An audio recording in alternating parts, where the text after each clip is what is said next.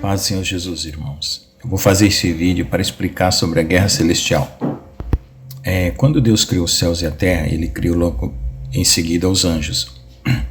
A questão de Satanás ter caído é porque havia um mundo de possibilidades e essas possibilidades não tinham sido exploradas até que Satanás resolveu explorar aquelas possibilidades ruins que Deus não queria que trouxesse à luz ou à existência. Então, todos os anjos tinham liberdade de escolha, só que Satanás quis fazer uma escolha que era impossível, ele ser igual a Deus. Ou seja, ele era criatura e jamais ele poderia ser o Criador ou se tornar alguém. Mas ele, por ser um querubim de alto escalão e, vamos dizer assim, com muito poder, e tinha sido colocado como um representante de Deus para muitas coisas, inclusive para a perfeição daquilo que Deus considerava perfeito até aquele momento, ele se envaideceu e se tornou um opositor a Deus, porque ele se apaixonou pelo poder. Ele se apaixonou pela condição de querer ser adorado, de querer ter tudo voltado para ele. Com isso, ele formou uma coisa que hoje é tão comum nos homens, o ego. Então, eu acredito que Satanás é o próprio autor do ego, porque foi isso que fez com que ele quisesse que todas as atenções se voltassem para ele, e ele se tornou narcisista. Então, as pessoas perguntam de onde Satanás tirou os pecados, se no céu não havia pecado. Então, o que aconteceu? Havia possibilidades ruins e possibilidades boas, só que o céu já estava funcionando com todas as possibilidades boas, só ficou faltando as ruins. E Satanás, ele era querubim da guarda, ele tinha que guardar a criação dessas possibilidades ruins. E aí, quando ele percebeu que havia essas possibilidades, ele quis tornar a existência dentro do seu próprio coração nas escolhas que ele fez. E uma delas foi essa, a de querer ser igual a Deus.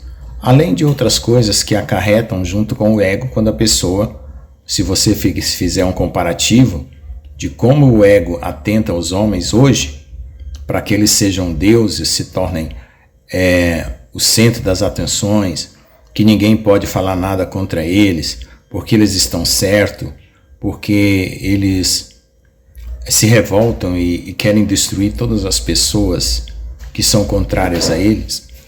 Isso tudo são características que estavam em Satanás e que se foi transmitida aos homens. E como que essa transmissão aconteceu? Através daquela árvore que Deus proibiu dele comer, o fruto do bem e do mal. Então foi através daquela árvore que se formou essa cultura que o ego tem hoje no homem, e na carne, e no mundo.